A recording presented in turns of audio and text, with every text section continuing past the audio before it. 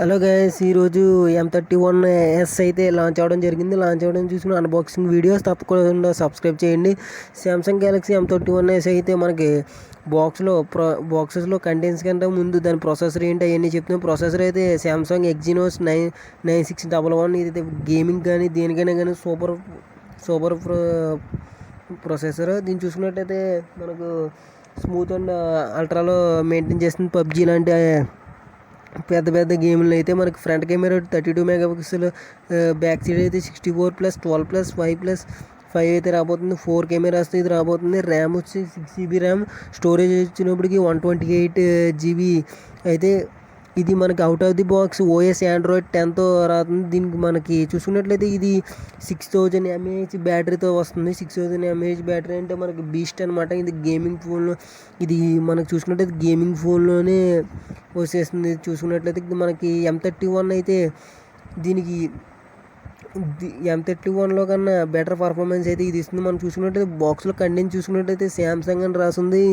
మనం చూసుకున్నట్లయితే ఇది ఇందులో కేసు అయితే ఇచ్చారు. కేసు అయితే ఏదో మనం ఫోన్ అయితే చూసుకున్నట్లయితే సూపర్గా ఉంది.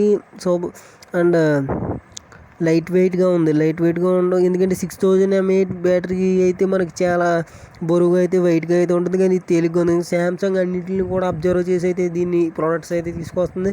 M31 సక్సెసర్గా M31sని దీంట్లో బెటర్ పర్ఫార్మెన్స్ కెమెరా కానీ స్టోరేజ్ విషయంలో కానీ అన్నీ కూడా మార్చేశారు. మనకి సెల్లో చూసుకుంటే 4K క్వాడ్ కెమెరా సెటప్ అయితే అక్కడ మనకి స్క్వేర్ బాక్స్ షేప్లో ఉన్నది. మనకైతే ఫ్లాష్ అయితే మధ్యలో ఉండడం జరిగింది. మనకు వైట్ అండ్ బ్లూ